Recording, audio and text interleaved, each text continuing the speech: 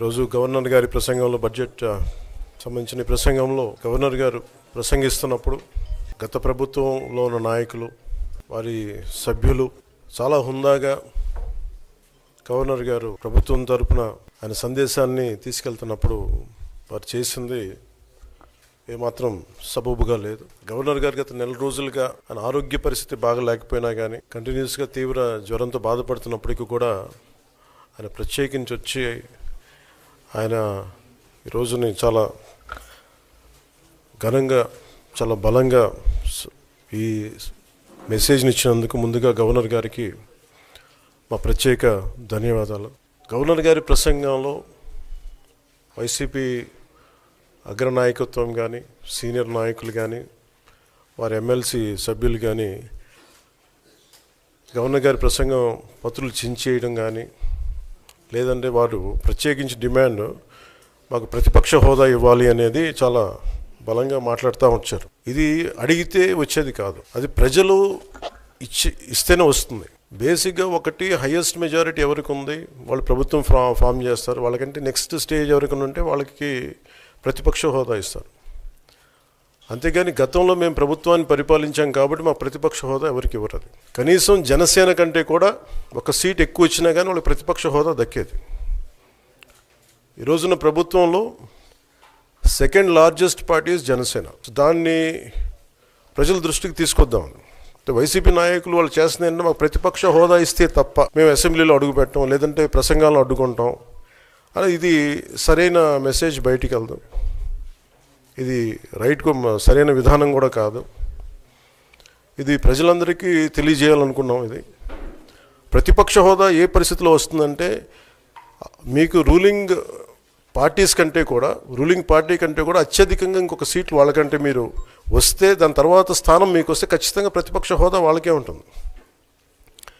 21 సీట్లు ఉన్న జనసేన 11 సీట్లు ఉన్న వైసీపీకి ప్రతిపక్ష హోదా ఎలా వస్తుంది? మేము వస్తే తప్ప మేము అసెంబ్లీకి రాము, ఇలా గవర్నర్ ప్రసంగాలను అడ్డుకుంటాం అనేది ఇది సరైనది కాదు. ఇది ప్రజలందరికీ కూడా తెలియచేస్తున్నాం ఈ సందర్భంలో. అందుకని ఇది భవిష్యత్తులో కూడా మేము కోరుకునేది వైసీపీ నాయకుల్ని, మీకు ప్రతిపక్ష హోదా ఇవ్వకపోయినా ప్రజలు మీకు 11 సీట్లు ఇచ్చారు, దాన్ని గౌరవించి మీరు అసెంబ్లీకి రండి. మీ స్థాయికి తగ్గట్టుగా మీకు మీకు ఎన్ని ప్రశ్నలు అడగాలో దాన్ని తగ్గట్టుగా ఇస్తారు మీకు. ఇవన్నీ దాటి మన స్పీకర్ గారు కూడా చాలా గౌరవంగా వాళ్ళు 11 సీట్లు వచ్చినప్పటికీ కూడా చాలా గౌరవంతో ఇంతకాలం వాళ్ళకి ఇస్తూ వచ్చారు. ప్రశ్నోత్తరాల సమయంలో కూడా ఆయనకి ఇచ్చారు.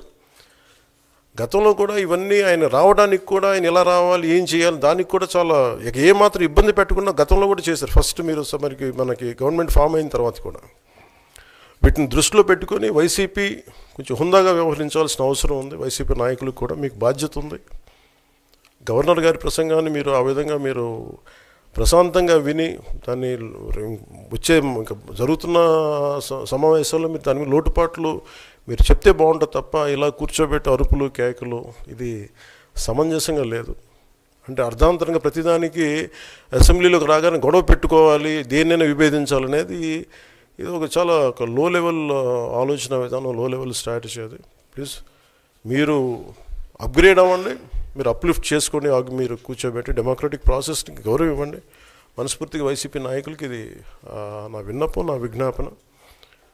This what I would like to say. And నిజంగా కావాలి అంటే మీరు ఈ 5 సంవత్సరాల్లో మీరు ప్రతిపక్ష హోదా మీకు రాదు, అది మీరు మెంటల్గా ప్రిపేర్ అయిపోండి.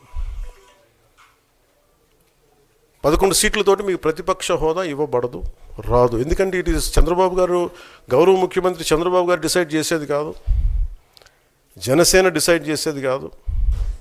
దానికి రూల్స్ ఉన్నాయి, దానికి రెగ్యులేషన్స్ ఉన్నాయి, నామ్స్ ఉన్నాయి. ఉదాహరణకి నేనే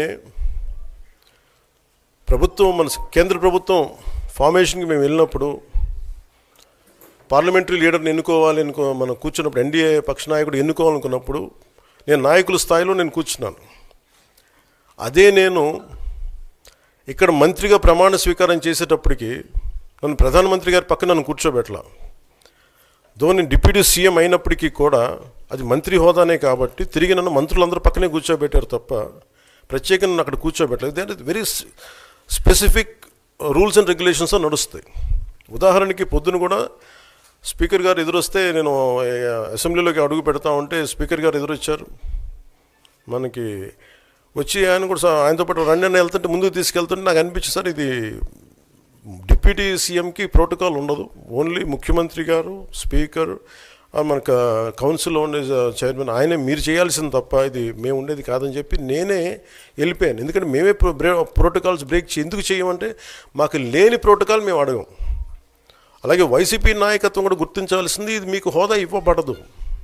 ఇది చంద్రబాబు గారు ఆప్ చేస్తేనే కాదు, ఇది ఎవరు ఆప్ చేసింది కాదు, మీకు ప్రజలు మీకు ఇవ్వలేదు. మీకు అది మీరు దృష్టిలో పెట్టుకొని మీరు ప్రవర్తించాల్సింది మనస్ఫూర్తిగా నేను వారిని కోరుకున్నాను. అంతేగాని వారిని ఎక్కడ అవమానం పరచాలని కానీ వారిని తగ్గించాలని కానీ లేదు. 175 సీట్లు కేవలం 11 సీట్లు ఇచ్చారు వాళ్ళకి. ఆ దృష్టిలో పెట్టుకొని ప్రవర్తించవలసిందిగా మనస్ఫూర్తిగా వారికి కోరుకుంటూ మీకు తెలియజేసుకున్నాను. Thank you. అప్పుడు ఏం చేయాలంటే సార్,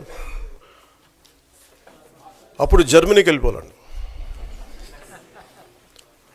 ఇప్పుడు జర్మనీలో ఏంటంటేనండి, నేను జర్మనీ రిజల్ట్స్ కూడా ఏదో వచ్చినాయి చూస్తా ఉన్నాను. ఎలక్షన్స్లో 25% వచ్చిన హైయెస్ట్ పర్సంటేజ్ ఆఫ్ వచ్చిన ఓటుకి ఇన్ని ఎంపీస్, ఇంత అసెంబ్లీ స్థానాలు ఉంటాయి వాళ్ళకి. 5% మించి తక్కువ వస్తే 5% ఓట్లు మిగతా వాళ్ళు పంచుకుంటారు. మనకు అలాంటి బెనిఫిట్ మనకి లేదు కాబట్టి మన రాజ్యాంగంలో లేదు. వాళ్ళు మంకు పట్టు పడితే they are free to go to Germany.